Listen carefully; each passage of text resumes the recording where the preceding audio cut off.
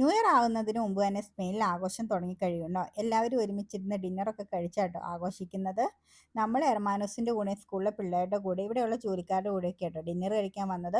കുറേ അധികം Spanish food items ഒക്കെ ഉണ്ടായിരുന്നു കേട്ടോ. ചിലതൊന്നും വേവിക്കാത്തതായതുകൊണ്ട് ഞാൻ കഴിച്ചില്ല കേട്ടോ. പിന്നെ എനിക്ക് കഴിക്കാൻ പറ്റിയ ഫുഡ് ഐറ്റംസ് ഒക്കെയാണ് കഴിച്ചത്.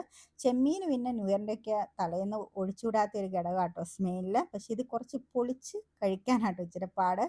ഈ കാണുന്നതില്ലേ ഞണ്ടിൻ്റെ കാല് വറുത്തതൊക്കെയാണ്. പിന്നെ ശരീരമൊക്കെ ഒന്ന് ചൂടാക്കാൻ വേണ്ടി നല്ല ചൂട് സൂപ്പൊക്കെ ഉണ്ടായിരുന്നു. ഇത്രയൊക്കെ കഴിച്ചു കഴിഞ്ഞപ്പോഴേക്കും എൻ്റെ വയറ് ഫുള്ളായിട്ടോ. പിന്നെ ഇവിടെയുള്ള ഈ ഒരു കുറച്ച് ഫുഡ് ഐറ്റംസ് ഒക്കെ എടുത്ത് പിന്നെ ലാസ്റ്റ് കുറച്ച് മധുരമൊക്കെ കഴിച്ചു കഴിഞ്ഞപ്പോഴേക്കും നമ്മൾ ഫുഡ് അടിയൊക്കെ തീർന്നു കേട്ടോ. പിന്നെ നമുക്ക് നമ്മുടെ ന്യൂ ഇയറിന് ഒരു ആഗ്രഹമൊക്കെ പറയാം കേട്ടോ. അങ്ങനെ ഞാൻ ഈ വർഷം ഫുള്ള് സന്തോഷവതിയായിട്ട് ഇരിക്കണം എന്നൊക്കെ ആട്ടോ ഞാൻ ആഗ്രഹിച്ചത്. അതൊക്കെയാണ് ഞാൻ പറഞ്ഞത്. അതിനുശേഷം നമ്മൾ 12 മുന്തിരിങ്ങ കഴിക്കാൻ വേണ്ടി ഇവിടെയുള്ള സലോബെറിഞ്ഞ ബീച്ചിലോട്ടാണ് പോകുന്നത്. കുറച്ച് ദൂരം ഡ്രൈവ് ചെയ്യണം കേട്ടോ. മനുവിന് ചെറുതായിട്ട് ഉറക്കമൊക്കെ വരുന്നുണ്ടായിരുന്നു. അങ്ങനെ നമ്മൾ അവിടെ എത്തി. അവിടെയുള്ള ഒരു പാറപ്പുറത്ത് കയറി 12 മണിക്ക് 12 സെക്കൻഡ് ഉള്ളപ്പോൾ ഓരോ ബെല്ലടിക്കും കേട്ടോ. അപ്പോഴേക്കും നമ്മൾ വേഗം മുന്തിരിങ്ങ കഴിച്ച് കഴിയണം. ഫുള്ള് മുന്തിരിങ്ങ കഴിച്ച് തീരുവാണെങ്കിൽ ആ വർഷം ഫുൾ അടിപൊളിയായിരിക്കും എന്നാട്ടോ പറയുന്നത്. അങ്ങകലെ നമുക്ക് വെടിക്കെട്ടൊക്കെ കാണാം കേട്ടോ. പിന്നെ ന്യൂ ഇയറിൻ്റെ ആഘോഷത്തിൻ്റെ ശബ്ദമൊക്കെ നമുക്ക് ഇവിടെയൊക്കെ കേൾക്കാം.